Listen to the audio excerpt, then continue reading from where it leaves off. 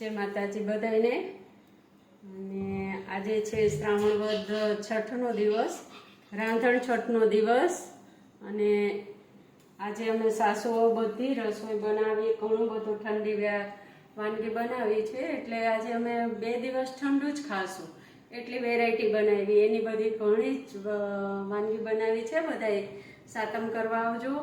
અને કાલે છે શીતળા સાતમ, એટલે અમે ચૂલો ઠારશું, એમની પૂજા કરશું। જોકે આજે અમે ચૂલો ઠારી જ દીધો, બધું બંધ કરીને રસોઈ બનાવી લીધી, એટલે હવે શાંતિથી ચૂલો બંધ 2 દિવસ માટે। પરમ દિવસે જન્માષ્ટમી, એટલે મારા તરફથી બધાને જન્માષ્ટમીની શુભકામનાએ ખૂબ ખૂબ બધાય, લાલાના જન્મદિવસની। અને 2 દિવસ માટે હવે ચૂલાને રેસ્ટ, આપણે રેસ્ટ। અમારા ઢીંગુબા તો જાશે મામાના ઘરે જન્માષ્ટમી ઉજવવા, એટલે પછી અમે તો આટલું બધું બસ એમ જ દિવસ કરવાનો છે આજે તો।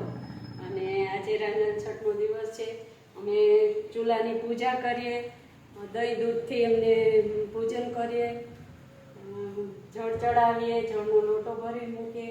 અને પરમ દિવસે સારું ચોઘડિયું જોઈ, જન્માષ્ટમીને દિવસે જો રાત્રે 12 વાગે થાય તો ઠીક છે, નહીંતર નોમને દિવસે સારું ચોઘડિયું જોઈને અમે ચૂલો પ્રગટાવીએ।